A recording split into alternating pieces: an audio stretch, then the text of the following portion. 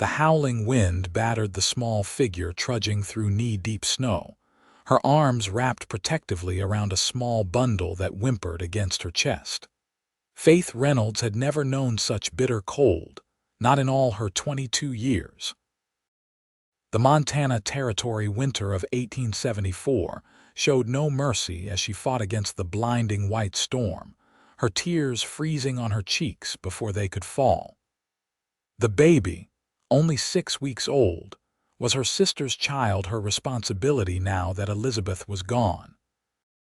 "Hush now, little one," Faith whispered, though her words were swallowed by the roaring wind.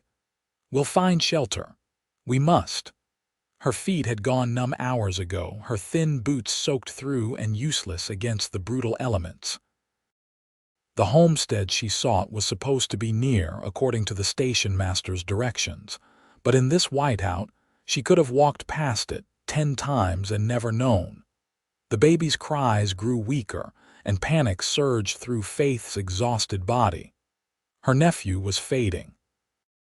In desperation, she changed direction, moving toward what appeared to be a dark shape amid the swirling white. A tree, perhaps, or if God was merciful, a structure of some kind.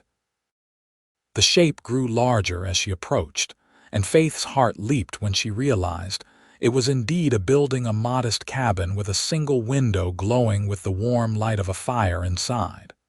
With renewed strength, she pushed forward, each step an agony of cold and fear. "Please," she rasped as she reached the door, her frozen hand hammering weakly against the wood. "Please help us." The door swung open, flooding her with warmth and light so sudden it nearly blinded her. A tall figure stood silhouetted against the glow. "Dear God," a deep voice exclaimed. Strong hands grasped her shoulders, steadying her as she swayed. "Come inside, quickly." Faith stumbled across the threshold, clutching the baby to her chest. The man closed the door behind them, shutting out the howling wind. In the sudden quiet, the baby's weak cry seemed impossibly loud. "You're half frozen," the man said, leading her toward the fireplace. "And with a child, no less. What in heaven's name are you doing out in this storm?" Faith couldn't answer. Her teeth chattered too violently, and darkness was closing in at the edges of her vision. She felt herself being lowered into a chair before the fire, the baby gently taken from her arms. "No," she protested weakly, reaching for the infant. "Easy now," the man soothed. "I'm just checking on the little one. You're both safe here." Through the fog of exhaustion and cold, Faith looked up at her rescuer for the first time. He was younger than she expected, perhaps in his late 20s, with a strong jaw shadowed with several days' growth of beard. His eyes, a startling blue that reminded her of summer skies, studied the baby with gentle concern. "This child needs warmth and food," he said, unwrapping the baby with careful hands. "And so do you. You'll both live through the night, I promise you that." Faith wanted to thank him, to explain, but the blessed heat from the fire combined with her bone-deep exhaustion pulled her under, and the world went dark. Preston Holt had seen his share of desperate situations in his 30 years, but a half-frozen woman appearing at his door with a newborn during the worst blizzard in recent memory was a new one. He worked quickly, checking the infant for signs of frostbite while keeping an eye on the unconscious woman slumped in his chair. The baby boy, he determined that much, while changing him into a dry flannel shirt of his that served as a makeshift gown, seemed miraculously unharmed, though hungry and cold. Preston heated some milk from his morning supply, adding a bit of sugar to make it more palatable for an infant, and managed to coax some into the child with a clean cloth dipped in the mixture. The woman was another matter. Her face was too pale, her lips tinged blue. Frostbite was a real concern. He'd need to warm her gradually, and that meant getting her out of those wet clothes. "Madam," he said loudly, shaking her shoulder. "Madam, I need you to wake up." She stirred slightly but didn't open her eyes. Preston ran a hand through his dark hair, considering his options. Propriety be damned, he couldn't let her die of exposure because he was worried about her modesty. He placed the now quieted baby in a nest of blankets near the fire and turned his attention to the woman. Working efficiently, he removed her sodden cloak, dress, and petticoats, averting his eyes as much as possible while still ensuring he did the job properly. He dressed her in one of his clean shirts and a pair of woolen socks, then wrapped her in every blanket he owned, placing her on his bed near the fire. Only then did he allow himself to really look at her. She was young, perhaps early 20s, with delicate features and hair the color of wheat that had come loose from its pins. There was something refined about her, despite her bedraggled state. She didn't look like she belonged in this harsh territory. The baby fussed, and Preston picked him up, cradling the tiny form against his chest as he'd seen women do with their children. "Hush now, little man," he murmured, rocking slightly. "Your mama's resting. She needs her strength." He sat in the chair by the fire, the child nestled in his arms, and wondered what twist of fate had brought these two to his isolated cabin. The storm outside showed no signs of abating, rattling the windows and howling down the chimney. They would be here for days, most likely. Preston glanced down at the infant, who had fallen asleep against his chest, and then at the woman on his bed. He was a man accustomed to solitude, to the rhythm of life alone in the wilderness. Now, suddenly, he was responsible for two lives as fragile as new spring shoots. "Rest easy," he said softly to the sleeping pair. "You're safe now." Faith woke slowly, awareness returning in fragments. Warmth enveloped her, a softness beneath her body that was far removed from the snow-covered ground she remembered last. The crackling of a fire reached her ears along with a low, deep humming. She opened her eyes. She lay in a bed in a small, neat cabin. A fire blazed in a stone hearth, illuminating simple furnishings: a table, 2 chairs, shelves lined with books and supplies.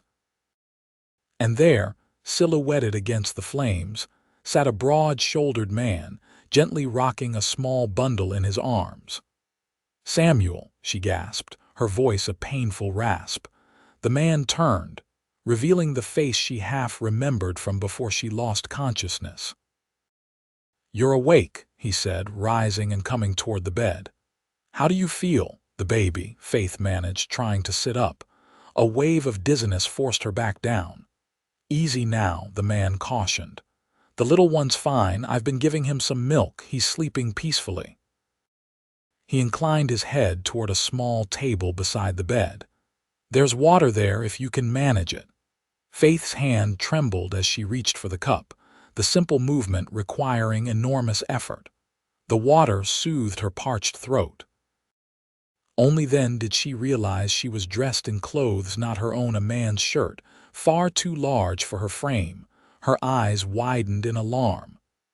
"I apologize for the impropriety," the man said quickly, a flush creeping up his neck. "You were soaked through. I did what was necessary to prevent you freezing to death, nothing more." Faith clutched the blankets closer. "Thank you," she said after a moment, "for saving us. I don't know what would have happened if." Her voice caught. "Preston Holt," he said simply, "and you're welcome. This is no night for anyone to be out, let alone a woman with a child." "Faith Reynolds," she replied, "and this is my nephew Samuel." Preston's eyebrows rose slightly. "Nephew, I assumed." "My sister's son," Faith explained, a shadow crossing her face. She died in childbirth 6 weeks ago. I'm taking him to his father's family in Helena." Preston nodded, his expression softening. "I'm sorry for your loss, Miss Reynolds." "Mrs.," she corrected automatically, "though I'm widowed now." The word still felt strange on her tongue, almost 2 years after James had been taken by the fever. "Mrs. Reynolds, then," Preston said. "You should rest more." The storm's not letting up, and you won't be going anywhere for a few days at least." As if to emphasize his point, the wind howled fiercer, rattling the shutters.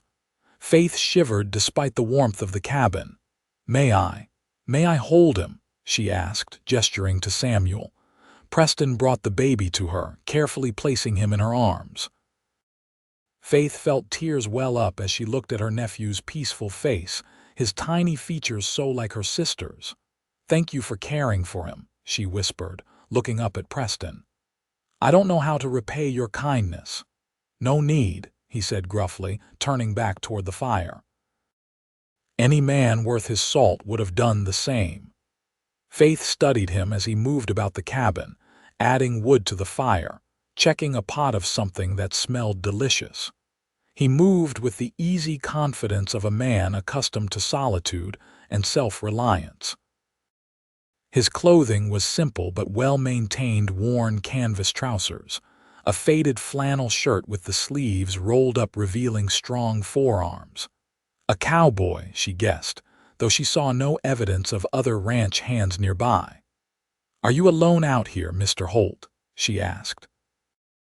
He glanced over his shoulder. "Just Preston, please, and yes, it's just me. This is my homestead. Started building it 3 years ago after I left the cattle drives behind.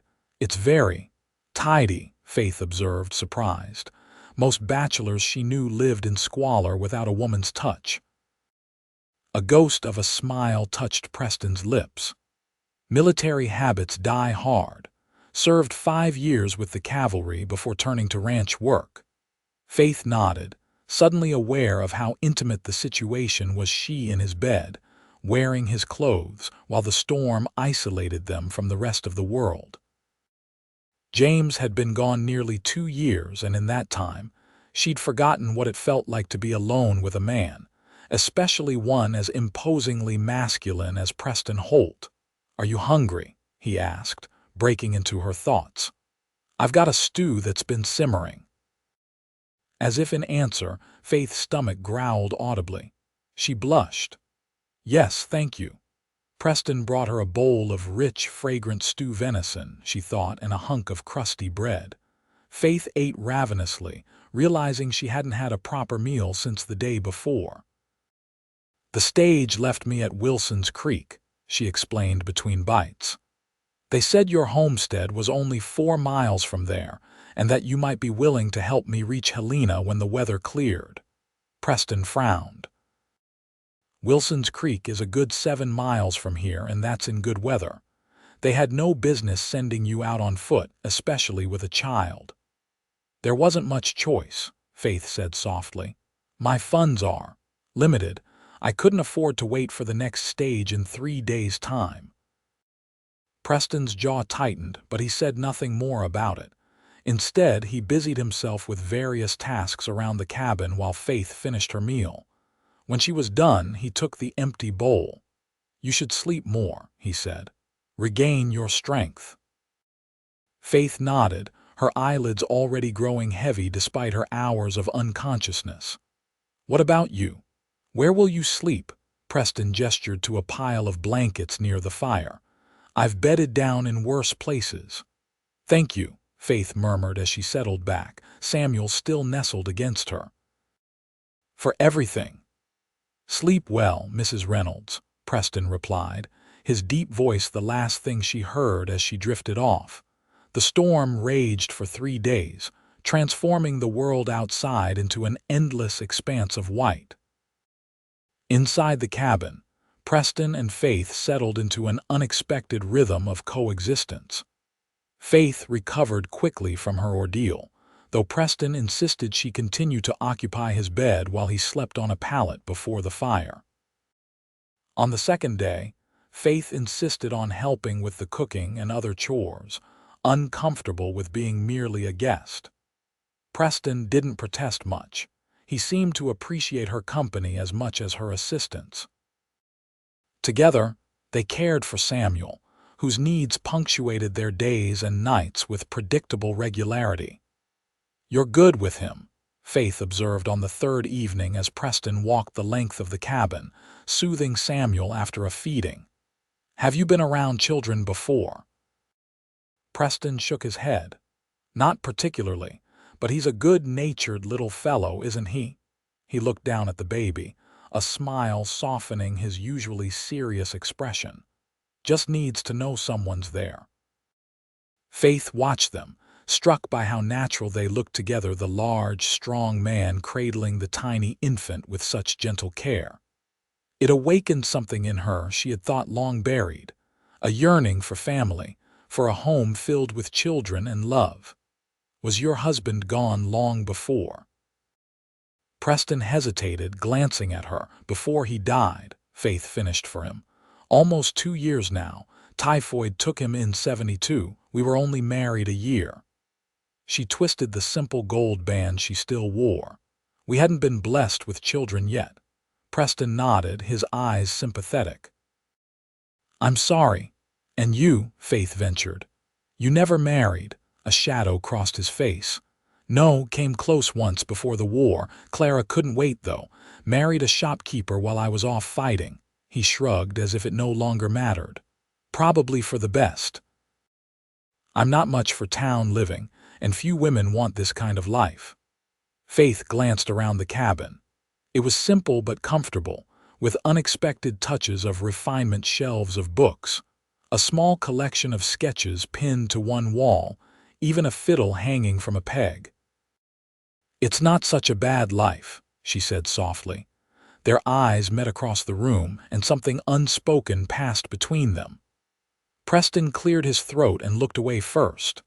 Storm's easing, he said, nodding toward the window where the howling had indeed lessened to a more moderate wind. Should be clear enough to travel in another day or two. Faith felt an unexpected pang of disappointment. Yes, I suppose so. That night, as she lay in Preston's bed with Samuel sleeping beside her, Faith found herself unable to sleep despite her exhaustion. The thought of leaving this sanctuary, of continuing her journey to deliver Samuel to his father's family strangers, who might or might not welcome him, filled her with dread. And beneath that dread lay another feeling, one she was reluctant to examine too closely. A growing attachment to the quiet, honorable man who had saved their lives. On the morning of the 5th day, the sun broke through the clouds, illuminating a world transformed into a glittering white expanse. Preston had been outside since dawn, clearing a path from the cabin to the barn where he kept his horses and checking on his livestock. Faith stood at the window, Samuel in her arms, watching as Preston's broad-shouldered figure moved through the snow with easy strength. During their days together, she had learned more about him, how he'd come west after the war, unable to settle back into the confines of his Pennsylvania hometown. How he'd worked cattle drives for years before saving enough to stake his claim on this land. How he supplemented his income by occasionally guiding hunting parties for wealthy Easterners who wanted trophies to take home. He was a man of few words but deep thoughts, she'd discovered. In the evenings, by the light of the oil lamp, he read from his collection of books history, philosophy, even poetry. He played the fiddle with surprising skill, filling the cabin with melodies both melancholy and joyful. Preston returned to the cabin in a swirl of cold air, stamping snow from his boots. Trail to the main road should be passable by tomorrow, he announced, hanging his coat on a peg by the door. I can take you as far as Helena in the sleigh. It'll be a long day's journey, but we can make it before nightfall if we start at first light. Faith nodded, unable to summon enthusiasm for the news. Thank you. You've already done so much, I hate to impose further. Preston waved away her concern. I need supplies anyway, it's no trouble. They spent the day preparing for the journey, Faith washing and mending her clothes, which Preston had dried by the fire, and Preston readying the sleigh and preparing food for the trip. An undercurrent of tension ran beneath their practical activities, neither willing to acknowledge the bond that had formed during their days of forced proximity. That evening, after they'd eaten a simple supper of rabbit stew, Preston cleared his throat awkwardly. "Mrs. Reynolds, Faith, I hope you don't think me too forward, but I've been wondering about your plans once you reach Helena." Faith looked up from where she sat nursing Samuel. "I'm to deliver Samuel to his father's parents. My sister's husband was killed in a mining accident before Samuel was born. His parents wrote asking for the child. And after that," Preston pressed. "Will you stay in Helena?" Faith sighed. "I don't know. I have no home to return to. My parents are gone, and the small inheritance I received after my husband died is nearly depleted." She stroked Samuel's cheek with a gentle finger. "I had hoped perhaps Samuel's grandparents might allow me to stay on as his nurse, but their letter didn't suggest such an arrangement." Preston was silent for a long moment, staring into the fire. "You could stay here," he said finally, the words coming out in a rush. Faith's heart skipped a beat. "What?" Preston met her eyes, his expression a mixture of determination and vulnerability. "Stay here. With me. I know it's sudden and perhaps improper to suggest, but these past days—" He ran a hand through his hair. "I've grown fond of you both, very fond, and you said yourself you have nowhere to go. Are you proposing marriage, Mr. Holt?" Faith asked, hardly daring to believe what she was hearing. "I am," he said firmly. "It wouldn't be a marriage of convenience only, at least not on my part. I admire you greatly, Faith. Your courage, your gentleness, your strength. I think we could build a good life together if you're willing." Faith stared at him, emotions warring within her. In the span of less than a week, this man had gone from stranger to potential husband. It was madness, and yet something in her heart responded to his honest declaration. "But Samuel," she began. "Bring him with you," Preston said immediately. "I've grown attached to the boy. We could raise him as our own if his grandparents agree." "And if they don't?" Faith challenged. "I gave my sister my word, Preston. I promised I would deliver him safely." Preston nodded slowly. "Then we keep that promise, but afterward if you find yourself at loose ends." He left the invitation hanging between them. Faith looked down at Samuel, now sleeping peacefully at her breast. "I need time to think," she said softly. "This is all so sudden." "Of course," Preston agreed, though she could see the disappointment in his eyes. "We can speak of it again after we reach Helena if you wish." That night, Faith lay awake long after Preston's breathing had deepened into sleep. Her mind whirled with possibilities. Marriage to Preston would offer security, a home, perhaps even happiness. In their short time together, she'd glimpsed the kind of man he was: honorable, kind, intelligent, with a quiet strength she found deeply appealing. But what of love? Her marriage to James had been a love match, arranged by their parents but embraced by both of them with genuine affection. Could she enter a marriage based on mutual respect and convenience, hoping love might grow later? And what of Samuel? Her heart ached at the thought of leaving him with strangers, even if they were his blood relations. But what right did she have to keep him from his family? Dawn found her still awake, no closer to a decision. The journey to Helena was arduous despite Preston's preparations. The sleigh moved steadily through the snow-covered landscape, pulled by his sturdy team of horses. But the cold was relentless, and the going slow in many places where drifts had formed across the trail. Faith sat beside Preston, Samuel bundled securely between them, wrapped in every available blanket. They spoke little, each lost in their own thoughts, though Preston occasionally pointed out landmarks or shared stories of his experiences in the territory. By mid-afternoon, they began to see signs of civilization: smoke from distant chimneys, fenced properties, and eventually other travelers on the road.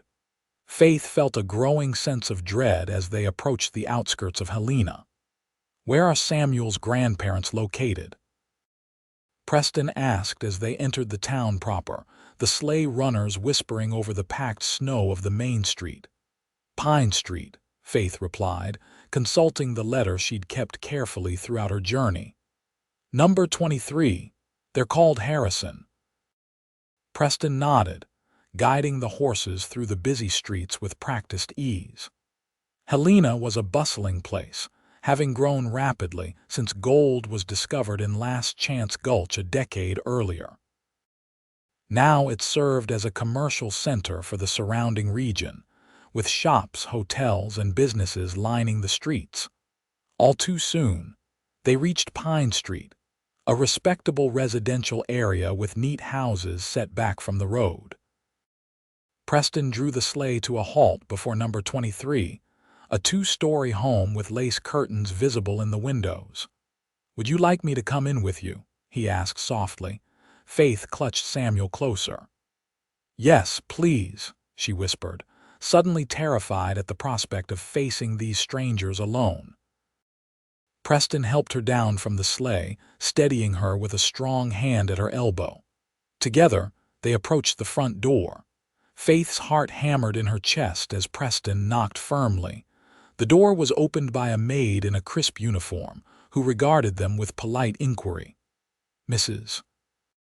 Faith Reynolds to see Mr. and Mrs. Harrison," Faith said, her voice steadier than she felt. "I believe they are expecting me." The maid showed them into a formal parlor, decorated in the latest Eastern fashion with heavy velvet draperies and ornate furniture. Faith perched on the edge of a settee, Samuel still sleeping in her arms. Preston remained standing, his tall frame seeming out of place among the delicate furnishings.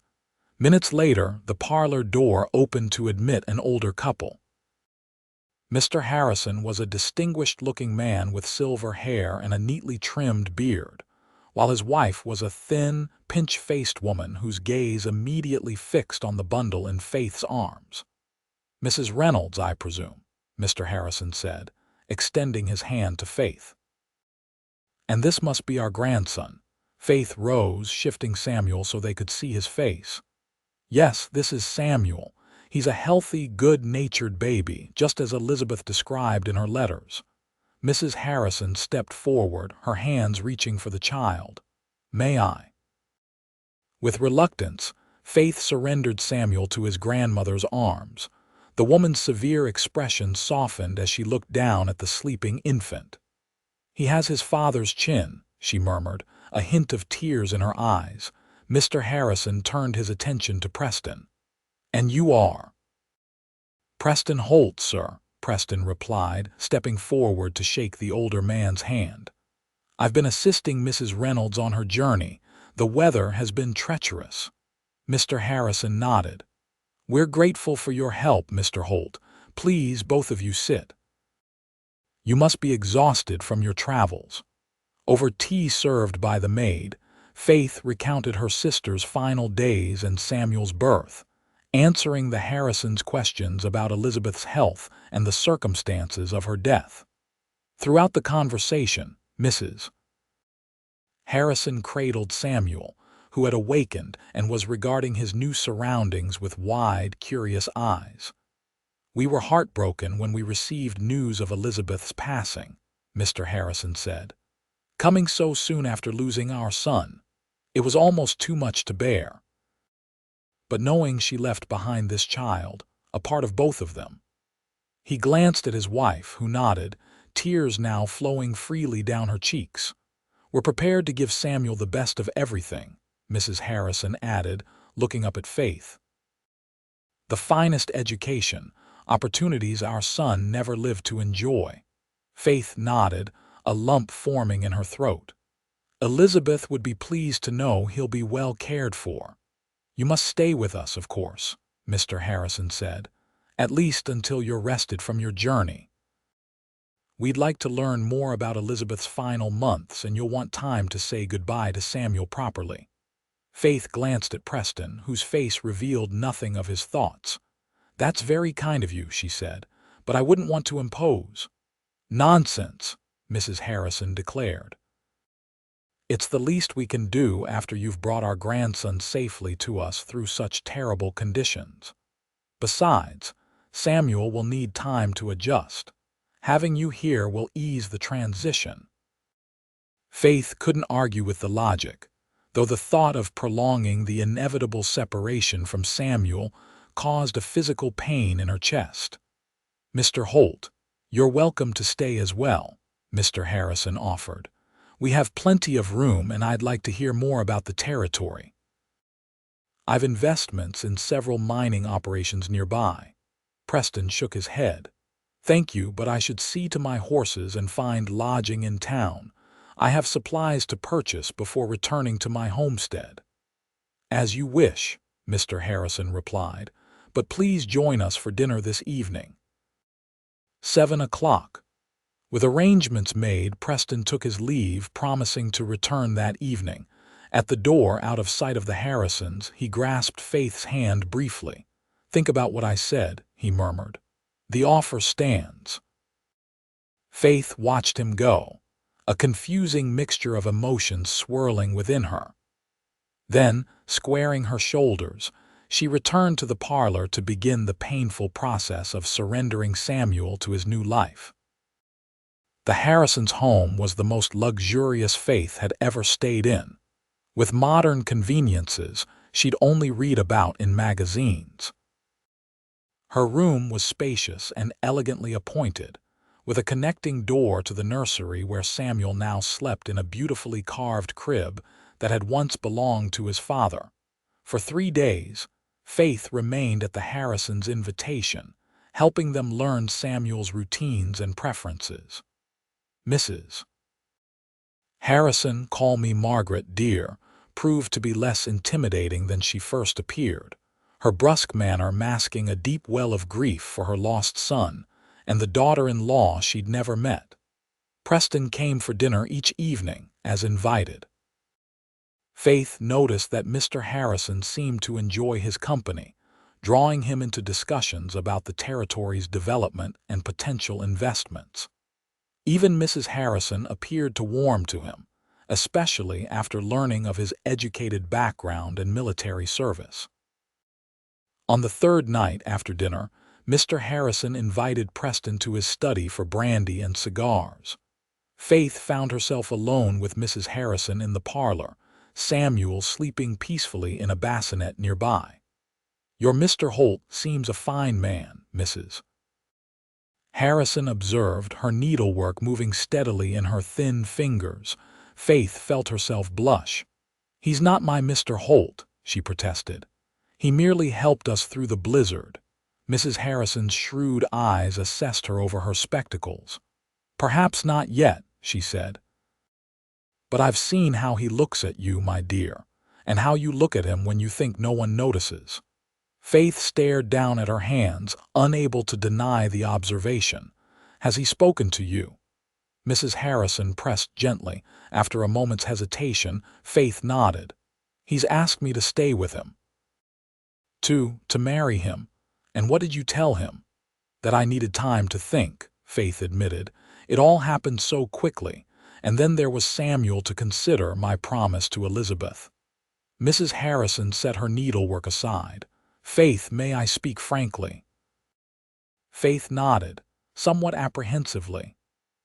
"I believe my husband and I misjudged the situation when we wrote to your sister," Mrs. Harrison said, her voice softening. "We assumed, given her circumstances as a widow with a child on the way, that she would be relieved to have us take the baby. But watching you these past days, seeing your devotion to Samuel—" She paused, visibly gathering her thoughts. "Samuel should be with someone who loves him as you do," she continued finally. "Harold and I are not young. We can provide material advantages, yes, but a child needs more than that. He needs the kind of love only a mother can give." Faith's heart began to race. "What are you saying, Mrs. Harrison?" The older woman reached over to take Faith's hand. "I'm saying that perhaps we were hasty in our assumptions. If you wish to raise Samuel yourself, Harold and I would not object. In fact, we would support you in whatever way necessary." Tears welled in Faith's eyes. "But he's your grandson, your son's child. And we would remain in his life," Mrs. Harrison assured her, "but not as his primary guardians. That role should be yours if you want it." "I do," Faith whispered. "More than anything. But I have no means to support him, no home, unless you accept Mr. Holt's proposal," Mrs. Harrison finished for her, a knowing smile touching her lips. "The man is clearly smitten with both of you. And unless I miss my guess, you're not indifferent to him either." Faith couldn't deny it. In the short time she'd known Preston, he had come to occupy a significant place in her heart. His quiet strength, his kindness, his unexpected gentleness with Samuel all had combined to create feelings she hadn't experienced since James. "I'm afraid," she confessed. "What if it's too soon? What if we're mistaking gratitude and circumstance for deeper feelings?" Mrs. Harrison patted her hand. "My dear, at my age, you learn to recognize the real thing when you see it. Mr. Holt looks at you the way my Harold still looks at me after 30 years of marriage." She glanced toward the study, where male laughter could be heard. "And I suspect my husband is having a similar conversation with your cowboy at this very moment." Faith's eyes widened. "Do you think so?" "Men like to believe these things are their own idea," Mrs. Harrison said with a conspiratorial smile. "But sometimes they need a gentle nudge in the right direction." Later that evening, as Faith sat in her room brushing out her hair, a soft knock came at her door. She opened it to find Preston standing there, an unreadable expression on his face. "May I speak with you?" he asked quietly. "It's important." Faith nodded, stepping back to allow him entry. Propriety demanded she leave the door open, but she pushed it nearly closed, leaving just enough of a gap to satisfy convention. Preston stood awkwardly in the center of the room, his hat in his hands. He looked different tonight. Faith realized he'd had his hair trimmed and wore a new shirt beneath his familiar buckskin vest. "Mr. Harrison and I had an interesting conversation this evening," he began, his voice lower than usual. Faith felt heat rising to her cheeks. "Did you, Mrs. Harrison and I also had quite a talk." A smile tugged at the corner of Preston's mouth. "I suspect they've been conspiring behind our backs." "It does seem that way," Faith agreed, returning his smile. Preston took a step closer. "Faith, I meant what I said at the cabin. I want you to come back with me to be my wife, but there's something else now." He took a deep breath. "The Harrisons have agreed to let you keep Samuel, to raise him as your own if that's what you want." Joy burst like sunshine in Faith's chest. "They told you that?" Preston nodded. "Mr. Harrison said they've seen how much you love the boy, and they believe he belongs with you. They'll provide financial support and want to remain part of his life, but they're prepared to let you be his mother in all but name." Tears spilled down Faith's cheeks. "It's more than I dared hope for." "There's more," Preston continued, his blue eyes intent on hers. "I told Mr. Harrison about my homestead, my plans for expanding it into a proper ranch. He's offered to invest in the venture, to become a partner of sorts. With his backing, I could build a larger house, increase my herd, hire help." He paused. "It would be a better life for a woman and child than what I could offer on my own." Faith shook her head. "I don't need a larger house or hired help, Preston. What you've already built with your own hands is more than enough. But you deserve the best, Faith. You and Samuel both." Faith reached out, placing her hand on his arm. "The best is a home filled with love and respect. You've already shown me you can provide that." Preston covered her hand with his own. "Then you'll marry me." "Yes," Faith whispered, her heart so full it might burst. "Yes, I will." Preston's face broke into a smile of such joy that Faith felt her breath catch. Slowly, giving her time to pull away if she wished, he leaned down and pressed his lips to hers in a gentle, questioning kiss. Faith responded, her free hand coming up to rest against his chest, feeling the strong, steady beat of his heart beneath her palm. When they parted, both a little breathless, Preston rested his forehead against hers. "I know it's fast," he murmured. "And I know you might not love me yet as I've come to love you, but I promise to be patient, to earn your love day by day if that's what it takes." Faith smiled up at him, wondering at the strange paths life sometimes took. A week ago, she had been trudging through a blizzard, desperate and alone. Now she stood on the threshold of a new life with a man who had rescued not just her body from the cold, but her heart from loneliness. "I think," she said softly, "that loving you will be the easiest promise I've ever kept." The wedding took place 3 days later in the Harrisons' parlor, with only the family and a few close friends in attendance. The minister from the local church officiated, smiling benevolently as Preston and Faith exchanged vows before the fireplace. Samuel, resplendent in a christening gown the Harrisons had preserved from their son's infancy, slept peacefully in Mrs. Harrison's arms throughout the ceremony. Faith wore a simple dress of pale blue silk, a gift from Mrs. Harrison, who had insisted on having it hastily altered by her personal seamstress. Preston, looking somewhat uncomfortable in a new suit provided by Mr. Harrison, couldn't take his eyes off his bride as she walked toward him on the older man's arm. "Never seen a more beautiful sight," he whispered as Faith reached his side. After the ceremony, there was a celebratory dinner with toasts and good wishes from all present. Mr. Harrison announced his business partnership with Preston, describing plans for expanding the homestead into one of the territory's premier cattle operations. Mrs. Harrison presented Faith with a locket containing miniature portraits of Elizabeth and her husband, so that Samuel would always know his birth parents' faces. "And this," she added, pressing a small leather-bound book into Faith's hands, "is a journal Elizabeth kept during her pregnancy. I think she would want you to have it to share with Samuel when he's older." Faith embraced the older woman, tears threatening again. "Thank you for everything." Mrs. Harrison patted her cheek. "Be happy, my dear. That's all the thanks we need." The newlyweds spent their wedding night at Helena's finest hotel, a luxury arranged by the Harrisons. Samuel slept in a cradle beside their bed, undisturbed by the muted sounds of celebration still emanating from the hotel's dining room below. In the privacy of their room, Faith's initial shyness melted beneath Preston's gentle, reverent touch.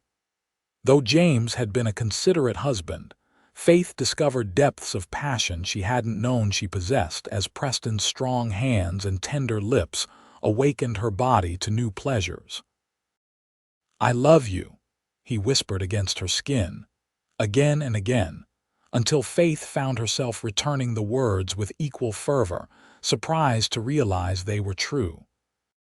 Later, as they lay tangled together in the soft hotel sheets, Samuel's peaceful breathing a counterpoint to their own, Faith marveled at the unlikely series of events that had led to this moment. "I was so afraid," she admitted, tracing patterns on Preston's bare chest with her fingertips. "When the storm closed in around us, I thought Samuel and I would die there in the snow." Preston tightened his arm around her. "When I saw you at my door, half frozen with that tiny bundle clutched to your chest, something in me knew my life would never be the same." He pressed a kiss to her forehead. "I just never imagined how much better it would become." They remained in Helena for 2 weeks, allowing time for Preston to conclude his business arrangements with Mr. Harrison and purchase supplies for the expanded ranch operations.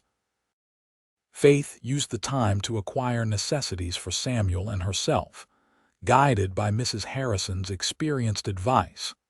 The day of departure dawned clear and cold, the January sun casting long shadows across the snow-covered landscape. The sleigh, now loaded with their purchases and gifts from the Harrisons, waited before the house on Pine Street. Faith stood on the porch, Samuel bundled securely in her arms, saying her goodbyes to the couple who had become like parents to her in such a short time. "You'll write often, Mrs. Harrison asked, adjusting Samuel's blanket one last time. "Every week," Faith promised. "And you'll visit in the spring, as we discussed." Mr. Harrison nodded firmly. "As soon as the roads are passable for the carriage, I'm eager to see how our investment progresses." His eyes twinkled as he glanced at Preston, who was securing the last of their baggage to the sleigh. "Take care of them," Mrs. Harrison said to Preston as he joined them on the porch. "All of my heart goes with you today." Preston bowed over her hand. "They'll want for nothing, madam." "You have my word." With final embraces and a few tears, Faith and Preston took their places in the sleigh. Samuel nestled securely between them just as he had been on their journey to Helena. As the horses pulled away from the Harrison home, Faith looked back, watching until the waving figures on the porch were lost to view around a bend in the road. "Are you all right?" Preston asked, noting her pensive expression. Faith turned to him, a smile breaking through her momentary sadness. "Yes, just thinking about how much has changed since I last made this journey." Preston's free hand found hers, squeezing gently. "For the better, I hope." "For the better," Faith confirmed, leaning against his solid shoulder. "I was lost then. Now I'm going home." The journey back to Preston's homestead, their homestead now, Faith reminded herself took longer than the trip to Helena had. They traveled at a more leisurely pace, stopping overnight at a roadhouse where Preston was known and welcomed. The proprietor's wife cooed over Samuel and offered Faith advice on frontier child rearing that both amused and alarmed her in equal measure. On the afternoon of the second day, they crested a hill, and Faith caught her first glimpse of the homestead in daylight, without the obscuring veil of a blizzard. The cabin sat nestled against a backdrop of pine trees, smoke curling from its chimney.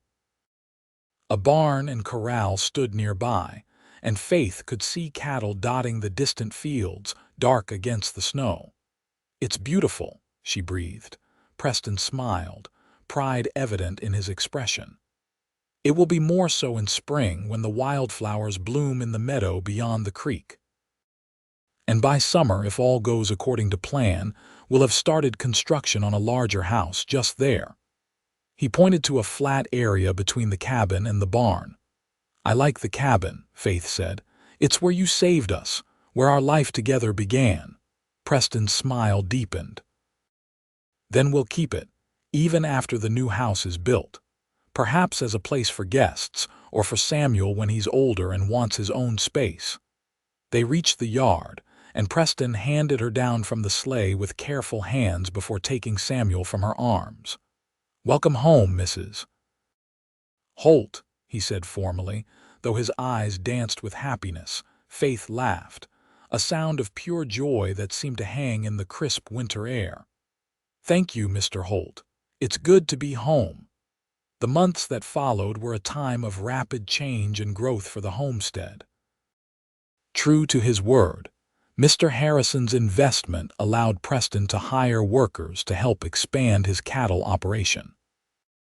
By March, construction had begun on the new house, a spacious two-story structure that would accommodate their growing family and provide comfortable quarters for the Harrisons during their visits.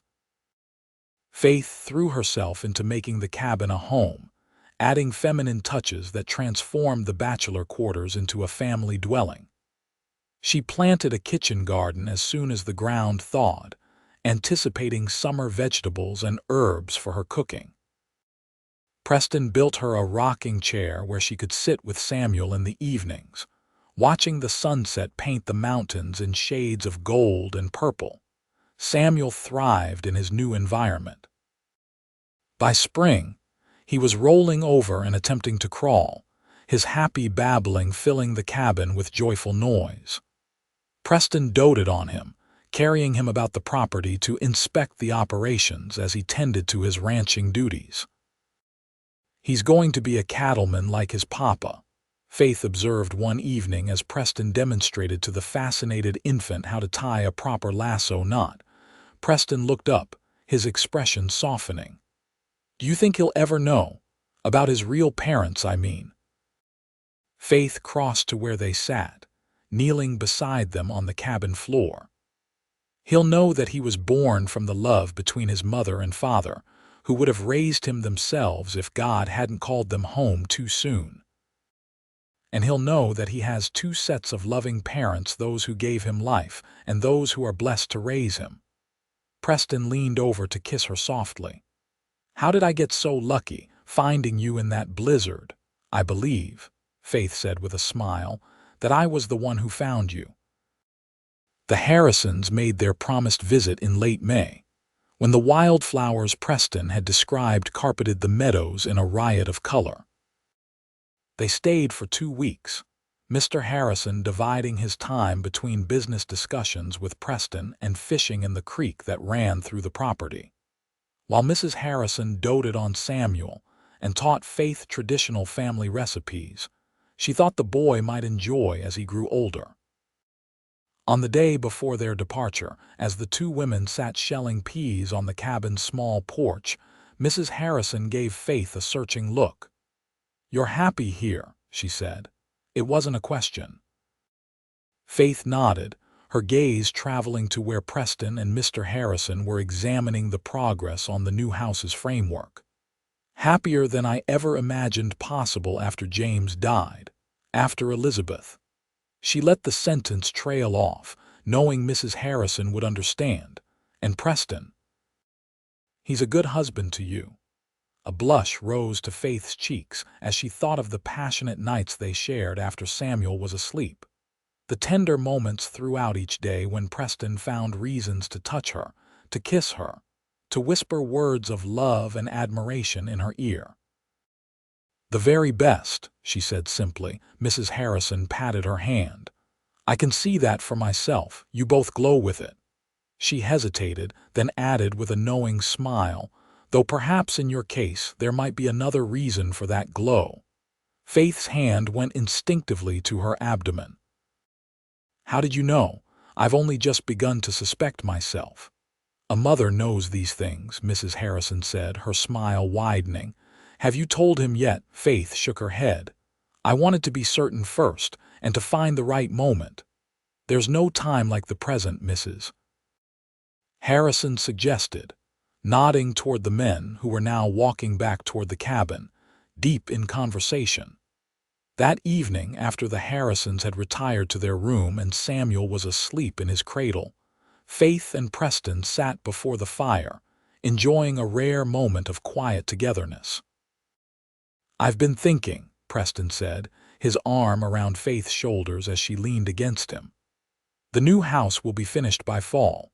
We should plan a proper celebration, invite neighbors from miles around, show off my beautiful wife and son."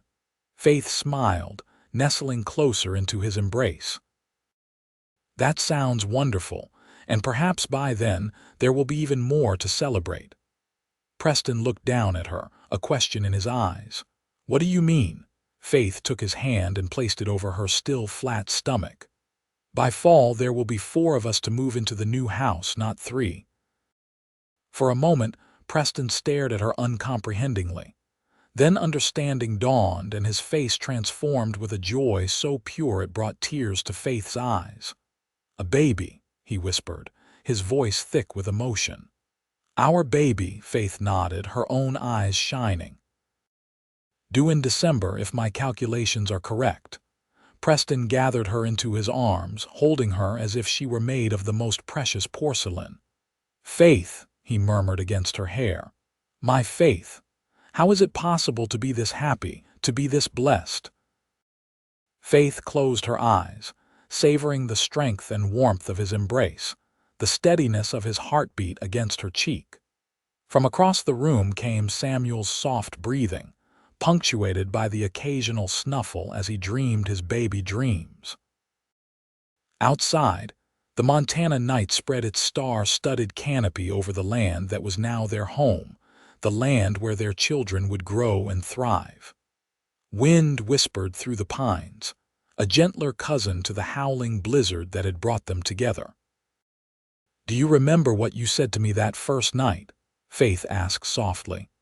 "When you took Samuel from my arms as I was half frozen on your doorstep." Preston's hand stroked her hair, gentle and reassuring. "I told you that you'd both live through the night." Faith tilted her head back to look up at him, her heart full to bursting with love for this man who had saved her in every way a person could be saved. "You gave us so much more than that, Preston. You gave us a life, a family, a future." Preston lowered his head, his lips finding hers in a kiss that spoke of promises kept and dreams fulfilled. "And you," he whispered against her mouth, "gave me a reason to believe in miracles." In December, as the first heavy snows of winter blanketed the completed Holt ranch house, Faith gave birth to a healthy baby girl. They named her Elizabeth Margaret, honoring both Faith's sister and Mrs. Harrison, who had traveled from Helena despite the weather to be present for the birth. Samuel, now a sturdy 1-year-old taking his first tentative steps, regarded his new sister with solemn curiosity, reaching out to pat her downy head with gentle hands that Faith had taught to be careful with smaller creatures. "He's going to be a wonderful big brother," Preston observed from the doorway of their bedroom, where Faith rested with the newborn cradled in her arms. "Just as you're a wonderful father," Faith replied, smiling up at him. "Come and hold your daughter, Preston. She wants to meet the man whose voice she's been hearing these past months." Preston crossed to the bed and took the tiny bundle with the practiced ease of a man who had helped raise one infant already.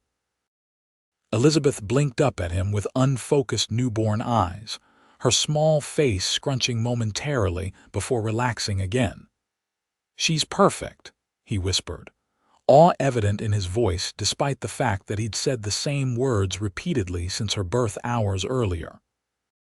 "Of course she is," Faith said, making room for him to sit beside her on the bed. "She's ours." Outside, snow continued to fall, blanketing the land in pristine white. Inside, the Holt family brought together by tragedy, chance, and a blizzard that had nearly claimed 2 lives welcomed its newest member with hearts full of gratitude and love.